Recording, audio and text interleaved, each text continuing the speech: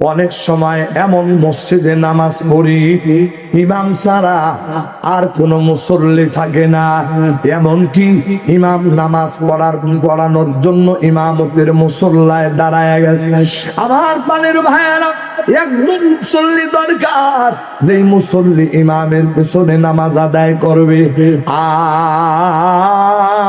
আর জামাত পড়ার জন্য একজন ইকামত দেওয়া দরকার।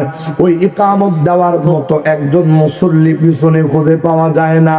ওরে বন্ধু, এমন অনেক সময় হয় ইমাম নিজেই ইকামত দেয়, নিজেই নামাজের ইমামতি করে। আমার প্রাণের ভাইয়েরা, এই কথার কি মানে রে ভাই? এই কথার মানে কি ওই এলাকার ভিতরে কোনো মুসলমান নাই? না না, ওই এলাকার ভিতরে মুসলমান আছে। ওরে বন্ধু, ওই এলাকার ভিতরে মুসলমান তো আছে, কিন্তু ওই মুসলমানগুলি খাঁটি মুসলমান না। আজান হলে মসজিদে গিয়ে নামাজ আদায় করতে হবে, এই বিষয়ে তারা তৎপর না। আমার পানের ভাইয়েরা, একটু গভীর মনোযোগ দিয়ে কথাগুলো শুনো রে ভাই।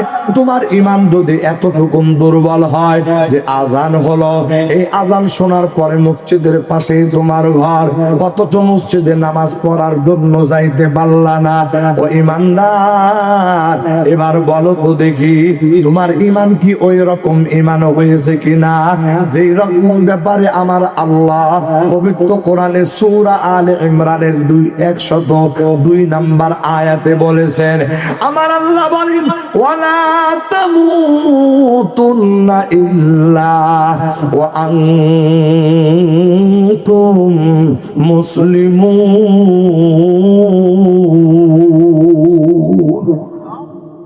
যদি নামাজের সময় মুসল্লিরা নামাজে না যায় ও বন্ধু, তাহলে তো সে খাঁটি ইমানদার হতে পারে না। আমার প্রাণের ভাইয়েরা, অথচ একজন মুমিন আর কাফেরের ভিতরে পার্থক্য হলো নামাজ। যিনি নামাজ পড়েন উনি মুসলমান, যিনি নামাজ পড়েন উনি মুমিন, আর যিনি নামাজ পড়ে না উনি মুমিন না, উনি কাফের। হাদিসে পাকের মধ্যে আছে, মান তারাকাস সালাতা মুতাআম্মিদান ফাকাদ কাফার। যেই ব্যক্তি ইচ্ছাকৃতভাবে নামাজ ছেড়ে দিবে, ইচ্ছাকৃতভাবে নামাজ ছেড়ে দিবে, ওই ব্যক্তি কাফের, ওই ব্যক্তি কাফের। আমার প্রাণের ভাইয়েরা, আল্লাহর বান্দা, আমার আল্লাহ বলেন, খাঁটি মুসলমান না হয়ে মৃত্যুবরণ করো না, আর তুমি নামাজে পড়ো না। ও ইমানদার, ইমান আনার পরে সব থেকে গুরুত্বপূর্ণ ইবাদতের নাম হলো নামাজ। হাদিসে পাকের মধ্যে এসেছে, আউয়ালু মা ইউহাসাবু বিহিল আবদু ইয়াউমাল কিয়ামাতিস সালাহ। এ দুনিয়ার ইমানদার, আল্লাহর আদালতে যেদিন তুমি দাঁড়ায়া যাবা, ওই দিন সর্বপ্রথম তোমার নামাজের হিসাব হবে। ওরে বন্ধু, ওই নামাজের হিসাবে যদি বান্দা সঠিকভাবে দিতে পারে, তাহলে অন্যান্য আমলে যদি ত্রুটিও থাকে, আমার আল্লাহ ওই ত্রুটিটা, ওই গ্যাপটা পূরণ করে দিয়া বান্দার জন্য জান্নাতের ফয়সালা করে দিবেন। আল্লাহু আকবার বলেন। আমার মনের ভাইয়েরা, আর যদি কোন বান্দা নামাজের হিসাবের ভিতরে গরমিল করে ফেলে, আল্লাহর বান্দা অন্যান্য আমল দিয়া ওই বান্দা আল্লাহর কাছে মাপ পেতে পারবে না।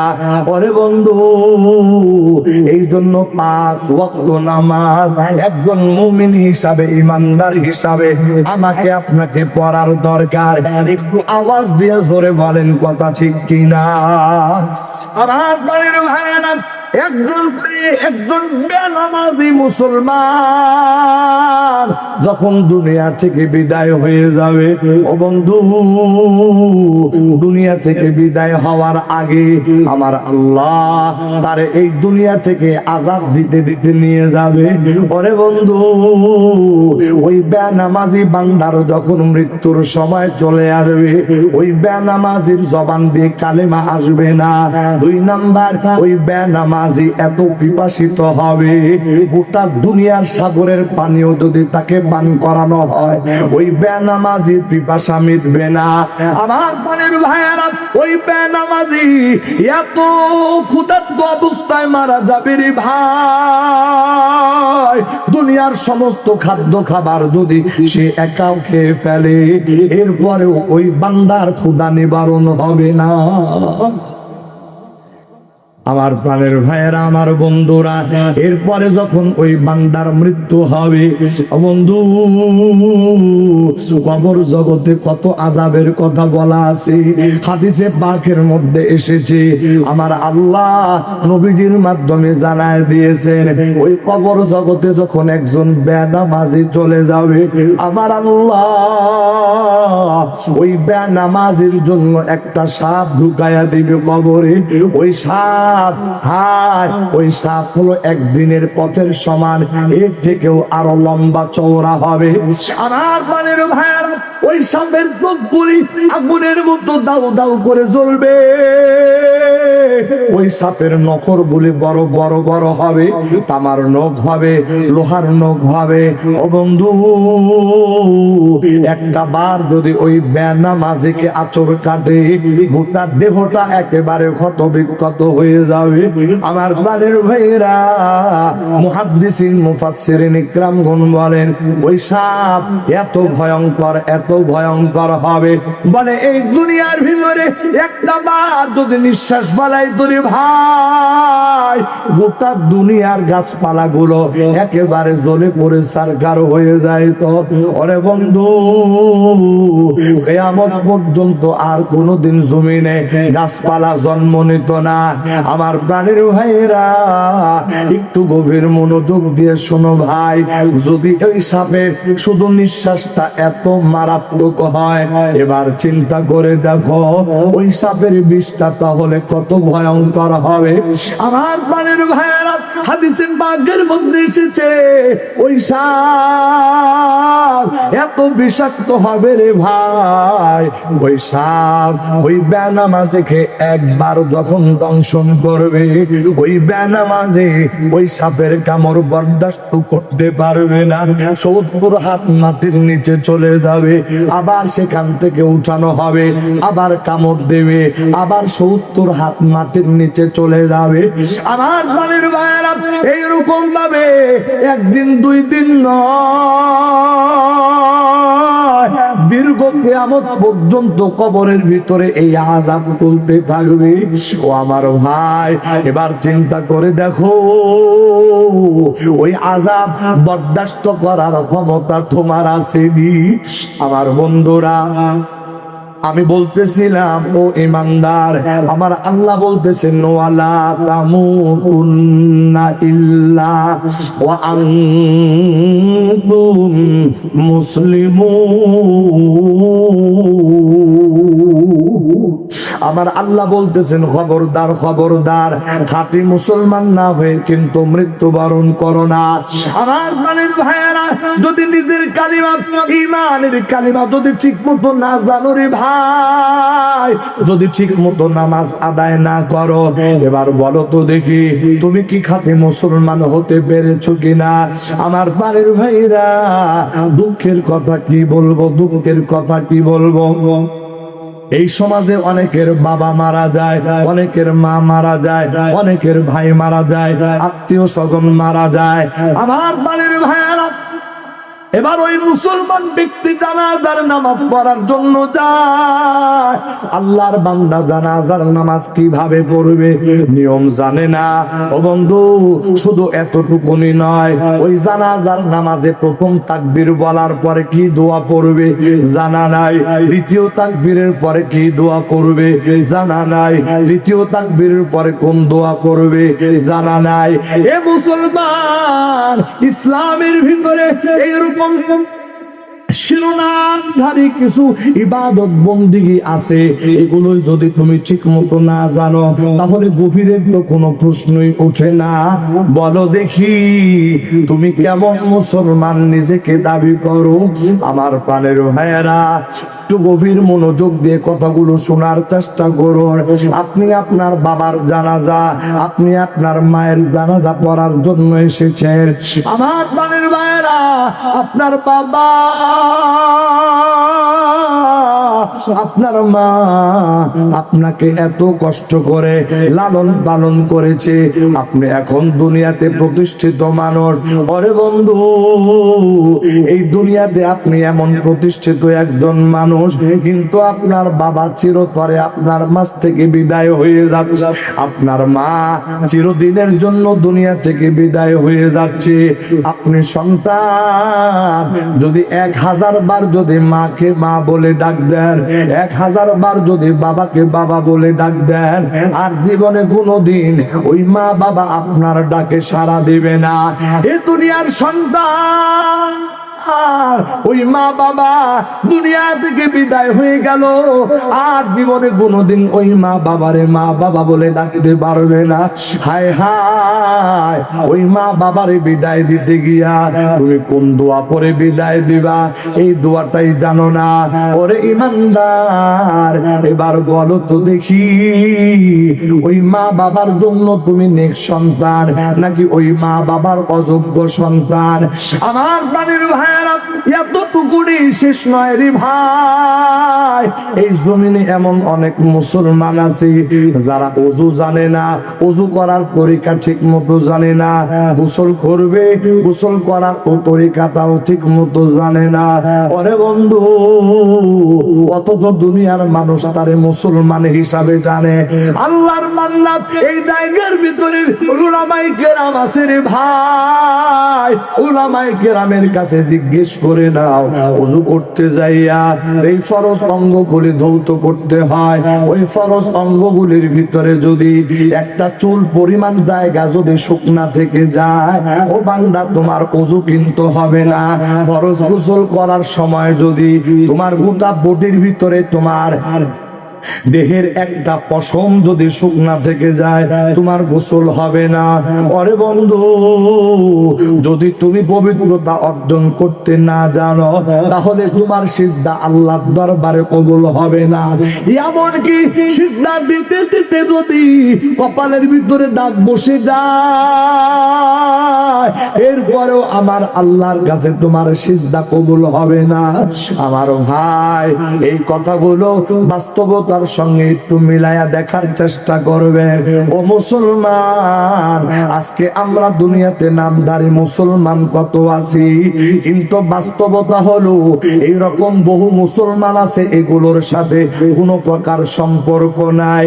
এই দুনিয়ার মানুষ, শোনো শোনো, অথচ যেই মানুষটা নিজের কালেমা জানে না, যেই মানুষটা নামাজ পড়ে না, যেই মানুষটা জানাজা জানে না, যেই মানুষটা ওযু গোসল ঠিক মতো জানে না, ওরে বন্ধু, ওই মানুষটার যদি দুনিয়াবি জীবনটা দেখো, দেখতে পারবা ওই মানুষটা বড় স্বাবলম্বী মানুষ, ওই মানুষটা বড় জ্ঞানী মানুষ, ওই মানুষটা তার কর্মক্ষেত্রে বড় জ্ঞান সম্পন্ন মানুষ, ওই মানুষটা ব্যবসা করার ক্ষেত্রে বড় জ্ঞানী মানুষ।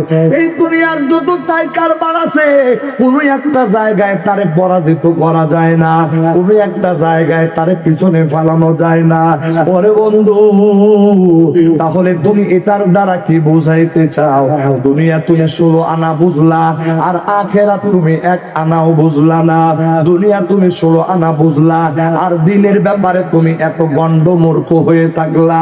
আল্লাহর বান্দা, এটার দ্বারা বোঝা যায় তুমি দুনিয়াকে গুরুত্ব দিলা, আর দিনের বিষয়টা গুরুত্ব দিলা না। আমার প্রাণের ভাইয়েরা, এই দুনিয়ার বিখ্যাত একজন বড় আলেম, তার নাম হলো আল্লামা তাকি উসমানী দামাত বারাকাতুহু। তিনি এখনো জিন্দা আছে। ওরে বন্ধু, বর্তমান দুনিয়ার অন্যতম শ্রেষ্ঠ আলেমের নাম বললাম, আমার ভাই আল্লামা তাকি উসমানী দামাত বারাকাতুহু। তার বয়ানের সংকলন হয়েছে একটা কিতাব, এই কিতাবের নাম হলো ইসলাহি খুতুবাত।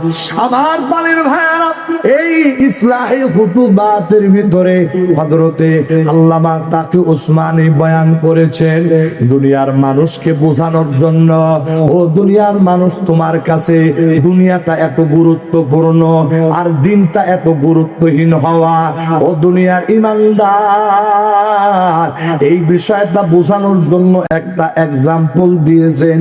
আল্লামা তাকি উসমানী বলেন, কোন এক এলাকার ভিতরে একজন জনপ্রিয় নেতা, জনপ্রিয় একজন চেয়ারম্যান ছিল। ওই চেয়ারম্যান সাহেব মারা গেছে। মানুষের হায়াত আর মৌতের কথা তো বলা যায় না। আমার প্রাণের ভাইয়ারা, এলাকার চেয়ারম্যান মারা গেছে। সেই এলাকায় তিনি চেয়ারম্যান ছিলেন, ওই এলাকার মানুষগুলো বড় মূর্খ মানুষ, বড় গন্ড মূর্খ মানুষ। ওরে বন্ধু, ওরা চিন্তা করতেছে যে এই মানুষটা এত জনপ্রিয়, যেই মানুষটা এত বড় নেতা, এই মানুষ আবার মারা যায় কেমনে? মানে বুঝেন নাই, গন্ড মূর্খ মানুষ, মানুষ যে মরতে পারে এই বিষয়টা তাদের, মানে বিশেষ করে এত জনপ্রিয় মানুষ, ওই মানুষ আবার মরে কিভাবে, এই কথা তারা কেউ বিশ্বাস করে না। অবশেষে এই কথাটা মানানোর জন্য, ভাই সাউন্ডটা মনে হয় একটু ডিস্টার্ব করতেছে, শ্রোতাদের কষ্ট হইতেছে, সাউন্ডটা একটু ঠিক করে দেন। আমার কথার দিকে সবার মনোযোগ আছে তো? শতভাগ মনোযোগ আছে তো? আলহামদুলিল্লাহ। আল্লামা তাকি উসমানী দামাত বারাকাতুহু লেখেন, এলাকার জনপ্রিয় চেয়ারম্যান সাহেব যখন ইন্তেকাল করেছিল, এলাকার মানুষগুলো বড় গন্ড মূর্খ মানুষ, কেউ বিশ্বাস করে না চেয়ারম্যান মারা গেছে। আমার প্রাণের ভাইয়েরা, এই জন্য এটা বোঝানোর জন্য তারা শহর থেকে একজন ডাক্তার নিয়ে আসছে, এমবিবিএস পাস করা ডাক্তার। ওরে বন্ধু, এমবিবিএস পাস করা ডাক্তার যখন আসছে, আসার পরে চেয়ারম্যান সাহেবের দিকে তাকায়, বুঝতে পেরেছে এই চেয়ারম্যান সাহেব আর দুনিয়াতে নাই। কিন্তু লোকদেরকে বোঝানোর জন্য তিনি তার যন্ত্রপাতিগুলো বাহির করলেন, বুকের ভিতরে ধরলেন, নাভির ভিতরে ধরলেন, হাত চেক করলেন, পা চেক করলেন, দেখা যায় ওই এলাকার জনপ্রিয় চেয়ারম্যান, এই চেয়ারম্যানটা আর দুনিয়াতে বেঁচে নাই। আমার প্রাণের ভাইয়ারা, কিন্তু ওই ডাক্তার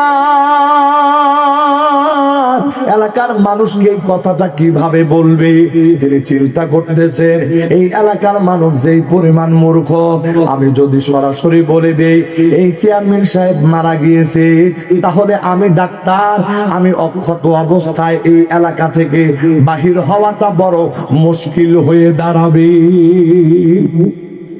এই জন্য ডাক্তার সাহেব চিন্তা করলেন এই কথাটা ডাইরেক্ট না বলে একটু ঘুরাইয়া বলে। কি বললেন?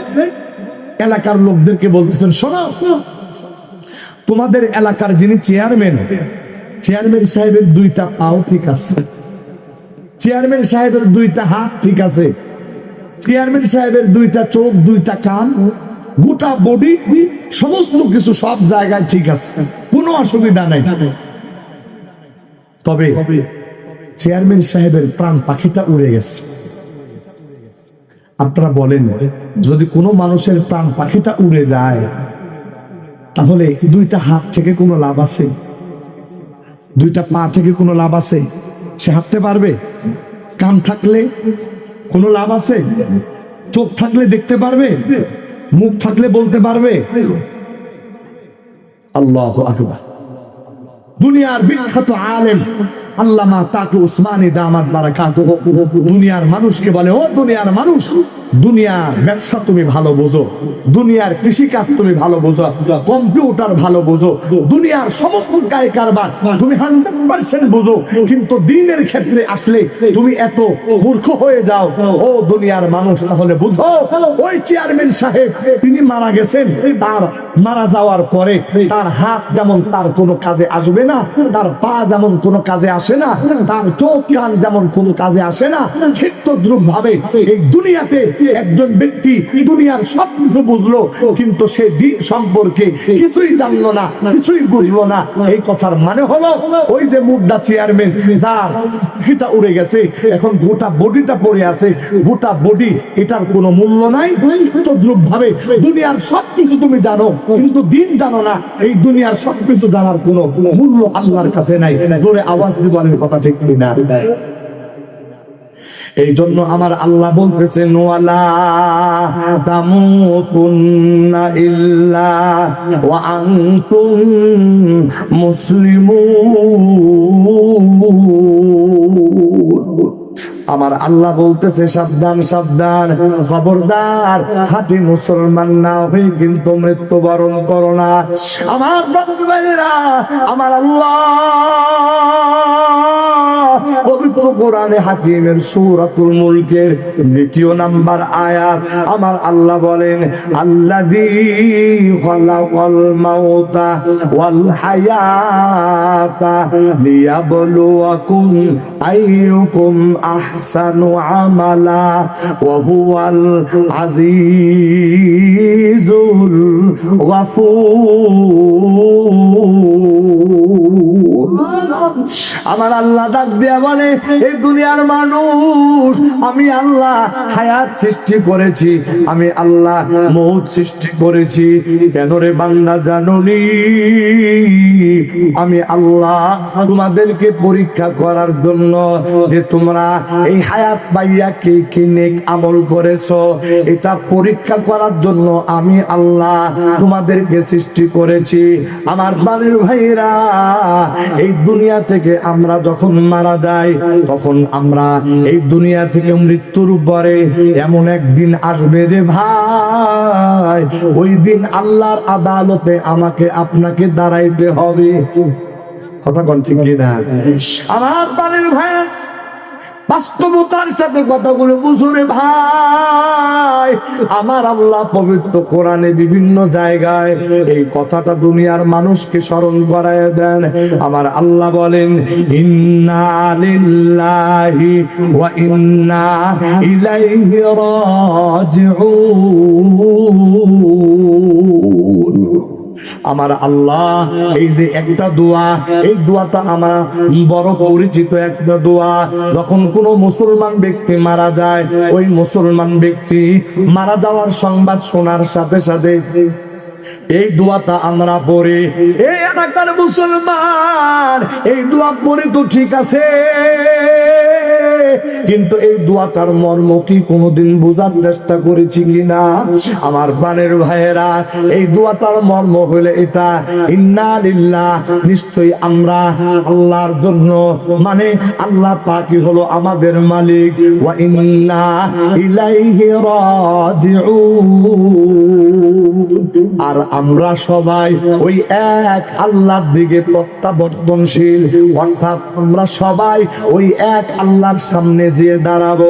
একটু আওয়াজ দিয়ে জোরে বলেন কথা ঠিক কিনা? আমার ভাই, এরপরে আমার আল্লাহ আরো একটা দোয়া আমাদেরকে শিখাইছেন। আমার বাড়ির ভাইরা, যখন কোন মুসলমান ব্যক্তি মারা যায়, ওই মুসলমান ব্যক্তি মারা যাওয়ার পরে আমরা যখন তার কবরে মাটি দেই, মাটি দেওয়ার সময় একটা দোয়া পড়ি না? মিনহা খালাকনাকুম ওয়া ফিহা নুঈদুকুম ওয়া মিনহা নুখরিজুকুম তারাতান উখরা। আল্লাহু আকবার বলেন। আমার প্রাণের ভাইয়েরা, এই যে দোয়াটা পড়ে এই দোয়াটার ভিতরেও কিন্তু আমার আল্লাহ ওই একই রকম কথা বলেছে, বান্দা আমি আল্লাহ তোমাদেরকে মাটি থেকে সৃষ্টি করেছি, ওয়াফিহা নুঈদুকুম, আবার এই মাটির ভিতরে তোমাদেরকে আমি আল্লাহ নিয়ে যাব, ফিরায় নিয়ে যাব। এরপরে আমার আল্লাহ বলেন ওয়ামিনহা নুখরিজুকুম তারাতান উখরা, আমার আল্লাহ বলে এরপরে আমি আল্লাহ ওই মাটি থেকে আবার তোমাদেরকে জীবিত অবস্থায় আমি আল্লাহর দরবারে উঠাবো। আমার প্রাণের ভাইয়েরা, আমার আল্লাহ আবার মাটি থেকে আমাদেরকে জীবিত করে আল্লাহর আদালতে হাজির করবে। কেন রে ভাই? এই জন্য হাজির করবে, ওই দিন আল্লাহ পাকের আদালতে দাঁড়ায়া এই দুনিয়াতে আমি ভালো আমল করেছি নাকি খারাপ আমল করেছি এই বিষয়ের জিজ্ঞাসাবাদ আমার আল্লাহ করবে। আমার প্রাণের ভাইয়েরা, একটু গভীর মনোযোগ দিয়ে কথাগুলি শোনো। ও বন্ধু, আল্লাহর আদালতে যেদিন আমি আর আপনি দাঁড়ায়া যাব, ওই দিন আমার আপনার আমল নামাগুলি প্রকাশ হয়ে যাবে। আমার ভাইয়ারা, দুর্ভাগ্যজনক ভাবে যদি এমন হয় যে আমার আমল নামা আল্লাহর দরবারে প্রকাশ হয়ে গেল, কিন্তু ওই আমল নামায় নামাজ নাই, ওই আমল নামার ভিতরে রোজা নাই, ওই আমল নামার ভিতরে কোরআন তিলাওয়াত নাই, ওই আমল নামার ভিতরে জিকির নাই, ওই আমল নামার ভিতরে নেক আমল নাই, ওরে বন্ধু এবার তুমি চিন্তা করে দেখো আল্লাহর আদালতে ওই আমল নামা নিয়ে তুমি কেমন করে দাঁড়াইবা? একটু কি অন্তরের ভিতরে ভয় জাগে না রে বান্দা? ওই আমল নামাগুলি নিয়ে তুমি আল্লাহর দরবারে কেমন করে হাজিরা দিবা? ও বন্ধু, এই জন্য দুনিয়াতে আল্লাহর এমন বহু বান্দা আছে, ওই বান্দাগুলি এই দুনিয়াতে তারা ইবাদতওয়ালা জীবন গঠন করেছে। আল্লাহু আকবার বলে। আমার প্রাণের ভাইরা, আল্লামা ইমামে আজম আবু হানিফা রাহিমাহুল্লাহু তাআলা, তার ব্যাপারে এমন অনেক কথা এসেছে, এমন অনেক বর্ণনা এসেছে। ইমামে আজম আবু হানিফা রাহিমাহুল্লাহু তাআলা একাধারে 40 বছর পর্যন্ত রাতের বেলা ঘুমায় নাই। আমার প্রাণের ভাইয়েরা, রাতের বেলা না ঘুমাইয়া কি করেছেন রে ভাই? ঈশার নামাজের ওযু দিয়া ফজরের নামাজ আদায় করেছেন। এই কথার মানে রাতের বেলা ঘুমায় নাই। ওরে বন্ধু, রাতের বেলা তার পিঠটা বিছানার সাথে লাগায় নাই। কেন লাগায় নাই? সারা রাত্রি দাঁড়ায়া দাঁড়ায়া নামাজ পড়েছে, কোরআন তিলাওয়াত করেছে, জিকির করেছে, আমার আল্লাহর দরবারে চোখের পানি ফালায়া ফালায়া কান্নাকাটি করেছে। আমার বন্ধুরা, এত বড় একজন ইমাম, এত বড় একজন ফকির, এরপরেও আল্লাহর বান্দা একাধারে 40 বছর পর্যন্ত রাত্রে বেলা ঘুমায় না। কেন ঘুমায় না? আল্লাহর বান্দার অন্তরের ভিতরে এই টেনশন ঢুকে গেছে যে আল্লাহর আদালতে দাঁড়াবো, ওই দিন আমার আমল নামাগুলি আল্লাহর দরবারে হাজির করা হবে। হযরত ইমামে আজম আবু হানিফা, তার অন্তরের ভিতরে এই চিন্তা ঢুকে গেছে রে ভাই। আল্লাহর বান্দা চিন্তা করে যেদিন আল্লাহর আদালতে দাঁড়াবো, ওই দিন আমি আল্লাহর আদালতে কি আমল নিয়ে হাজিরা দিব। ওরে বন্ধু, এই কথা চিন্তা করিয়া বান্দা 40 বছর পর্যন্ত রাতের বেলা ঘুমায় না। এই বান্দার, অথচ আমি আর আপনি, আমার আপনার দিকে একটু তাকায় দেখো রে বান্দা, রাতের বেলা মরা লাশের মতো আমরা ঘুমায় থাকি। এমনকি ফজরের আজানের সময় আমরা নামাজে উঠি না। আমার প্রাণের ভাইয়েরা, এই দুনিয়াতে আমি আর আপনি মোবাইল ফোন টিপে টিপে, ফেসবুক চালায়া চালায়া, মেসেঞ্জার চালায়া চালায়া কত রাত্রি আমরা জেগেছি। আল্লাহর বান্দা, বন্ধু বান্ধবের বিয়ের আসরের ভিতরে নাচ গান করে করে কত রাত আমরা কাটায় দিয়েছি। আমার প্রাণের ভাইরা, বন্ধু বান্ধবের সঙ্গে আড্ডা দিতে গিয়া কত রাত আমরা কাটায় দিয়েছি। আমার আল্লাহ যদি ডাক দিয়া বলে, বান্দা বান্দা তোমার জীবনে কয়টা রাত তুমি এমন কাটাইছো, আমি আল্লাহর ভয়ে সারা রাত্রি নামাজ পড়ে পড়ে কাটাইছো, আমি আল্লাহর ভয়ে সারা রাত্রি কোরআন তিলাওয়াত করে করে কাটাইছো, আমি আল্লাহর ভয়ে সারা রাত্রি তুমি চোখের পানি ফালায়া ফালায়া কাঁদছো, এ বান্দা এমন কয়টা রাত তুমি আমি আল্লাহর জন্য জেগেছো। ও বন্ধু, ওই দিন আল্লাহর আদালতে যদি প্রশ্ন কইরা ফালায়, আল্লাহর বান্দা একটু চিন্তা করে দেখো কি জবাব আল্লাহর দরবারে দিবা। আমার প্রাণের ভাইয়েরা, এখন আমার বয়স চলতেছে 42 বছর, আমার বয়সে অনেক আল্লাহর বান্দা এই জমিনে আছে। আরে ভাই, কারো বয়স 50 বছর, কারো বয়স 60 বছর, আবার কমও আছে, কারো বয়স 20 বছর, কারো বয়স 30 বছর, এই 35 বছর। আমার প্রাণের ভাইয়েরা, একটু পিছনের দিকে ঘুরে তাকাও, এই জীবনটা তুমি কোন কাজের ভিতরে ব্যয় করছো? আমার ভাই, একটু চিন্তা করে দেখো না, ওই জীবনটার ভিতরে কি আমল নিয়ে তুমি বেঁচে আছো। যদি পিছনের দিকে ফিরে তাকায়া দেখো রে, আল্লাহর বান্দা বেশি বেশি নেক আমল করছো, আল্লাহর দরবারে শুকরিয়া আদায় করবা, বলবা আল্লাহ আপনি তো তৌফিক দান করেছেন, এই জন্য আমি আমল করতে পেরেছি। আমার প্রাণের ভাইয়েরা, আর যদি এর বিপরীত হয়, যদি দেখো যে না না, আমার দিনটা গুনাহের ভিতরে কেটে গেছে, আমার রাতটা গুনাহের ভিতরে কেটে গেছে, সকালটা শুরু করেছি গুনাহের কাজের মাধ্যমে, আবার সন্ধ্যাটা শেষ করেছি গুনাহের কাজের মাধ্যমে। আমার প্রাণের ভাইরা, যদি গুনাহ দ্বারা আমলনামা আমার আপনার ভরপুর হয়ে যায়, আমার বন্ধুরা এই আমলনামা নিয়া আল্লাহর দরবারে কেমন করে দাঁড়াইবা, এই চিন্তা যদি অন্তরের ভিতরে এসে যায়, ও বন্ধু, তাহলে কিন্তু আর সময় নাই, তাহলে কিন্তু আর সময় নাই। এই যে গতকালকে একটা সংবাদ দেখলাম, জামাতে ইসলামের একজন ব্যক্তি, তিনি বক্তব্য দিতে দিতে দিতে দিতে হঠাৎ করে স্ট্রোক করে ফালাইছে। আল্লাহর বান্দা ওই স্ট্রোক করে দুনিয়া থেকে বিদায় হয়ে গেছে। আমার প্রাণের ভাইরা, মাসখানেক আগে একটা ঘটনা, আল্লাহর একজন বান্দা, তরুণ একজন বক্তা স্টেজে উঠেছে বয়ান করার জন্য, তার নাম ঘোষণা করা হয়েছে। আমার প্রাণের ভাইরা, আল্লাহর বান্দা খুতবা পড়তেছে, বয়ান শেষ, বয়ান শুরু করবে, খুতবা শুরু করে দিছে।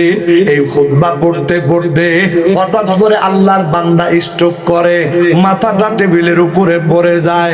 হাসপাতালে নেওয়ার পরে ওই আল্লাহর বান্দা দুনিয়া থেকে চিরবিদায় নিয়ে চলে যায়। আমার বন্ধুরা, এটা কেন শোনাতে চাই, কেন শোনাতে চাই? আমার আপনার সামনে কত মানুষ দুনিয়া থেকে বিদায় হয়ে গেল। আমার বন্ধুরা, একটা বার আমি আমার কথা চিন্তা করলাম না। আমার বন্ধুরা, এখন আমার যে বয়সটা পার হয়ে গেছে, সামনে আমি কতদিন বাঁচবো, কত ঘন্টা বাঁচবো, কতদিন বাঁচবো, এটার কোনো নিশ্চয়তা নাই, এটার কোনো গ্যারান্টি নাই। ওরে বন্ধু, এটাই যদি আমার আপনার জীবনে বাস্তব কথা হয়ে থাকে, তাহলে আল্লাহর বান্দা এই দুনিয়াতে থেকে আর আল্লাহর নাফরমানি করা যাবে না। আমার বন্ধুরা, যদি নাফরমানি কইরা ফেলাইছি, এই নাফরমানি করার কারণে যদি অন্তরটা একটু নরম হয়, অন্তরের ভিতরে যদি সামান্য একটু অনুভূতি জাগ্রত হয়ে যায়, তাহলে আর দেরি না করিয়া আমার আল্লাহকে ডাক দিয়া বলবেন, আল্লাহ জীবন ভর তো গুনাহ আর গুনাহ করে করেছি, কবিরা গুনাহ সগীরা গুনাহ রাতের অন্ধকারে দিনের আলোতে গুনাহ করেছি গো আল্লাহ। আল্লাহ জেনেও গুনাহ করেছি, না জেনেও গুনাহ করেছি, আল্লাহ বুঝেও গুনাহ করেছি, না বুঝেও গুনাহ করেছি। ওগো আল্লাহ শিরিক বিদআত কুফরি গুনাহ করে ফেলাইছি। আল্লাহ দয়া করে আমাদের গুনাহ খাতাগুলি মাফ করে দেন।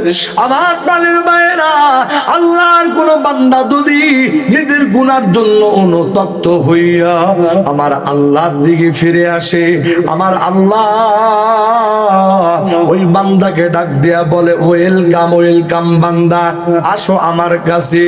আমার আল্লাহ পবিত্র কোরআনে হাকিমে বলেন ইয়া ইবাদি আল্লাযীনা আসরাফু আলা আনফুসিহিম লা তাকনাতু মির রাহমাতিল্লাহ ইন্নাল্লাহা ইয়াগফিরুয যুনুবা জামিআ ইন্নাহু হুয়াল গফুরুর রহিম।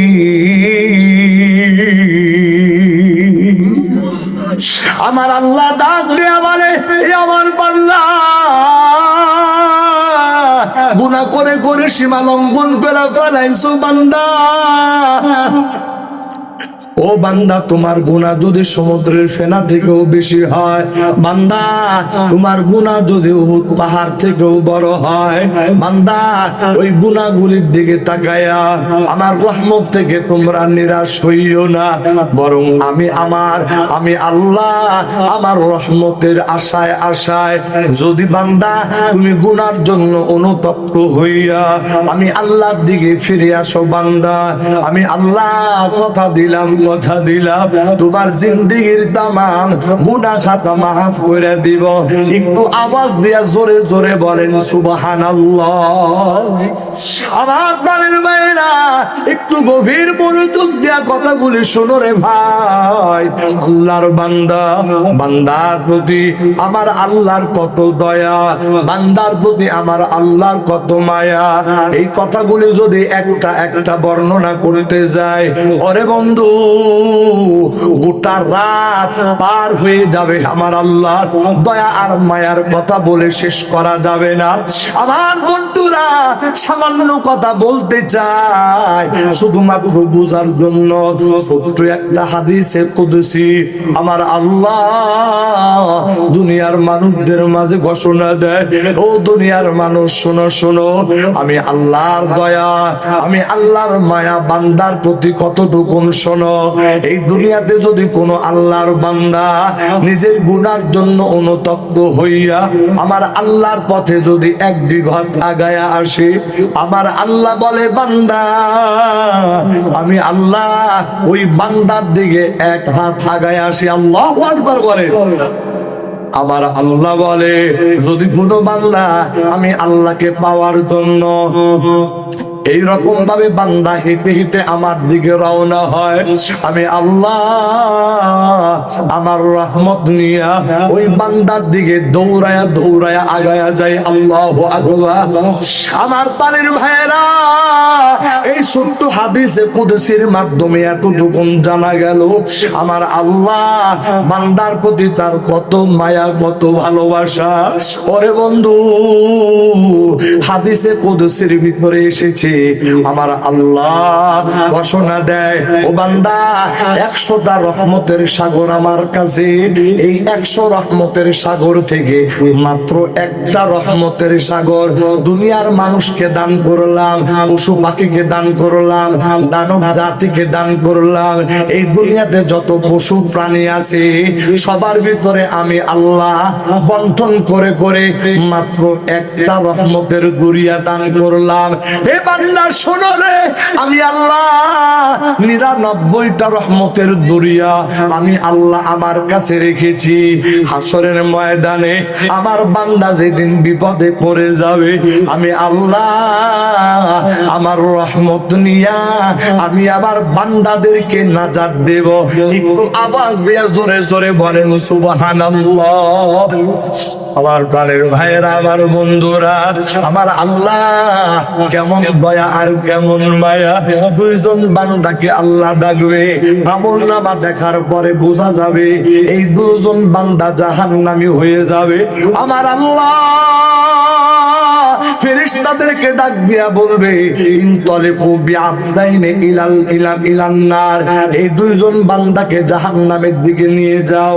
ওরে বন্ধু, এই কথার ওয়াদার যখন আমার আল্লাহর পক্ষ থেকে হয়ে যাবে, ওই দুই বান্দার ভিতরে এক বান্দা জাহান্নামের দরজার দিকে দৌড়াইতে আরম্ভ করবে, আর একজন বান্দা একটা কদম পা সামনে দিবে, আবার পিছন ফিরে তাকাবে, আবার একটা কদম পা সামনে দিবে, আবার পিছনে ফিরে তাকাবে। আমার প্রাণের ভাইয়েরা, আমার আল্লাহ ওই দুইজন বান্দাকে কাছে ডাকবেন। একজনকে ডাক দিবেন যেই বান্দা এক দৌড়ে জাহান্নামের দরজার সামনে চলে গেছে, ওই বান্দাকে আমার আল্লাহ ডাক দিয়া বলবে বান্দা জাহান্নামের নির্দেশ দেওয়ার সাথে সাথে দৌড়ায়া দৌড়ায়া তুমি জাহান্নামের দিকে আগায় গেলা বান্দা। ও বান্দা, তোমার কাছে কি জাহান্নামটা প্রিয় জায়গা নাকি? ওই বান্দা ডাক দিয়া বলবে আল্লাহ গো, জাহান্নাম প্রিয় জায়গা কেমন করে হবে আল্লাহ? ওই জাহান্নাম তো শাস্তির জায়গা, ওই জাহান্নাম তো আযাবের জায়গা। বলে তাহলে ওই জাহান্নামের ফয়সালা করার পরে তুমি কেন দুধ দিলা? ওই বান্দা বলবে আল্লাহ দুনিয়াতে আপনার নাফরমানি করার কারণে আজকে আপনি জাহান্নামের ফয়সালা কইরা দিবেন গো আল্লাহ। জাহান্নামের ফয়সালা হওয়ার পর আমি চিন্তা করলাম জাহান্নামে যাইতে যদি দেরি হয়ে যায়, জাহান্নামে যাইতে যদি গরিমসি করি, তাহলে আমার আল্লাহর হুকুম অমান্য হবে। দুনিয়াতে আল্লাহর হুকুম অমান্য করার কারণে জাহান্নামী হয়ে গেলাম, আজকেও যদি আল্লাহর হুকুম অমান্য করতে দেরি হয়, তাহলে না জানি আমার জন্য আরো কি করুণ পরিণতি আছে। ওই বান্দা যখন এই কথা বলবে, আমার আল্লাহর রহমতের দরিয়ার ভিতরে ঢেউ শুরু হয়ে যাবে। আমার আল্লাহ ডাক দিয়া বলবে বান্দা তোমার অন্তরে আমি আল্লাহর প্রতি এত ভয়, এত ভয়, যারে বান্দা আমি আল্লাহ তোমার জিন্দেগীর তামাম গুনাহ খাতা মাফ করে দিলাম। একটু আওয়াজ দিয়ে জোরে জোরে বলেন সুবহানাল্লাহ। আমার প্রাণের ভাইয়েরা, এরপরে ওই বান্দাকে জিজ্ঞেস করবে, যেই বান্দা একটা কদম পা সামনে দেয় আবার পিছন ফিরে তাকায়, আমার আল্লাহ ডাক দিয়া বলবে বান্দা একটা কদম পা সামনে দিয়া পিছনে তাকাও, আবার একটা কদম পা সামনে দাও, আবার পিছনে ফিরে তাকাও, বারবার তুমি কেন আমার দিকে তাকাও? ওই বান্দা তখন বলবে আল্লাহ আপনি তো বলেছেন লা তাকনাতু মির রাহমাতিল্লাহ, আপনি তো বলছেন বান্দা তুমি আমি আল্লাহর রহমত থেকে নিরাশ হইও না, আমি আল্লাহর রহমত থেকে নিরাশ হইও না। ওগো আল্লাহ, এই জন্য একটা কদম তার সামনের দিকে দেই আর বারবার পিছন ফিরে তাকাই, এই আশায় আশায় যদি আপনার দয়া হয়, যদি আপনার রহমত, আপনার করুণা যদি ভিক্ষা দেন, আমার প্রাণের ভাইরা এই কথা বলার পরে আমার আল্লাহ খুশি হয়ে যাবে।